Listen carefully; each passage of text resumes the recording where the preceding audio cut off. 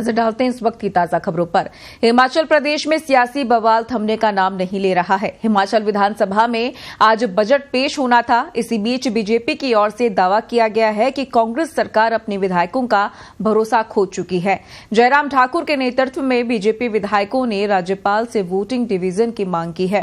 हिमाचल प्रदेश विधानसभा में जिस तरह हंगामा मचा हुआ है, उसको देखते हुए स्पीकर ने नेता प्रतिपक्ष जयराम ठाकुर समेत बीजेपी के 15 विधायकों को सदन से सस्पेंड कर दिया।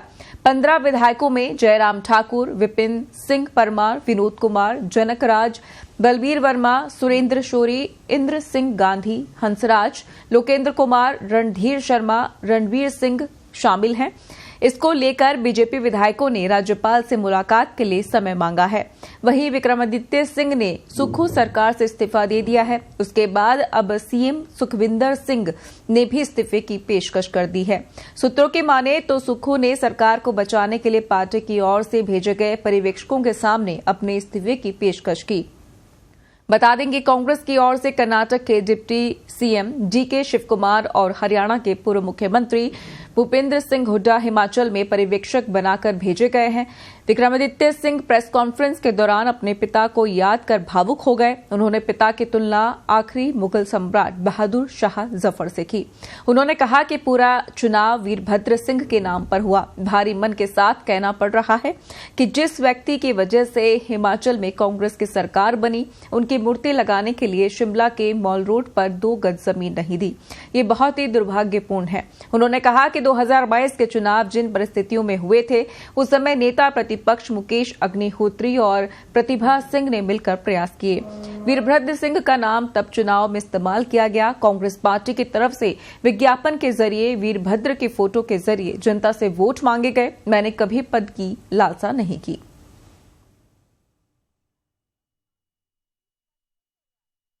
ऑफिशियली जिस दिन चुनाव होने थे प्रदेश में, उसके एक दिन पहले एक फुल पेज एडवर्टाइजमेंट उनके फोटो के साथ दिया गया पार्टी के द्वारा, और उसमें यह कहा गया कि मुझे याद रखना और मेरे नाम पर आपने कांग्रेस पार्टी को वोट देना है।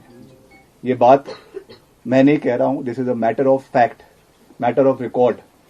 और ये उसके बाद उन परिणामों को मद्देनजर रखते हुए कलेक्टिवली मैं फिर से कह रहा हूं कि सबके योगदान से ये सरकार, कांग्रेस सरकार हिमाचल प्रदेश के अंदर बनी। 1 साल इस कार्यकाल को हुआ है। इसमें जिस तरीके की कार्यप्रणाली सरकार की रही है, मैंने उसके ऊपर आज तक कुछ भी नहीं कहा है, मगर आज कहना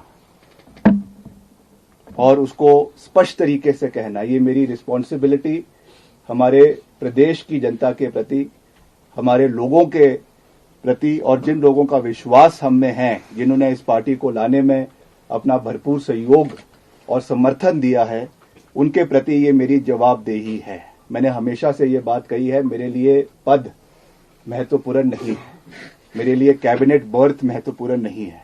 for me the most important thing is the relationship with the people of Himachal Pradesh, और वो किसी पद से नहीं आता है, वो एक विश्वास लोगों के साथ होता है।